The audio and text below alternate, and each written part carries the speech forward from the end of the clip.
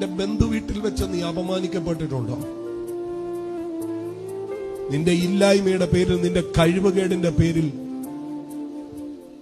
നിന്റെ കുടുംബക്കാരുടെ നടുവിൽ വെച്ച് നീ അപമാനിക്കപ്പെട്ടിട്ടുണ്ടോ?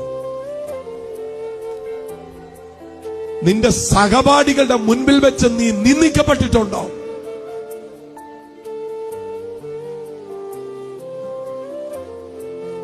പിന്നെ ചർച്ചിൽ എഴുന്നേറ്റൊന്നൊരു പാട്ട് പാടി ശരിയായില്ല, അതിന്റെ പേരിൽ നിന്നെ പരിഹസിച്ചിട്ടുണ്ടോ?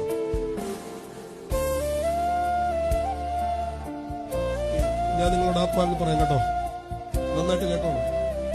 പരിഹസിക്കരുത്, ഒരൊറ്റ മനുഷ്യനെ പരിഹസിക്കരുത്. അവന്റെ കഴിവുകേടുകൾ നീ പരിഹാസ വിഷയമാക്കുമ്പോ ഈ വചനം നീ മറക്കരുത്. താണവനെ ഉയർത്തുന്ന ഒരു ദൈവമുണ്ട്. എടാ, നിന്റെ കഴിവിന്റെ ബലത്തിലല്ലേ നീ കഴിവില്ലാത്തവനെ അപമാനിച്ചത്?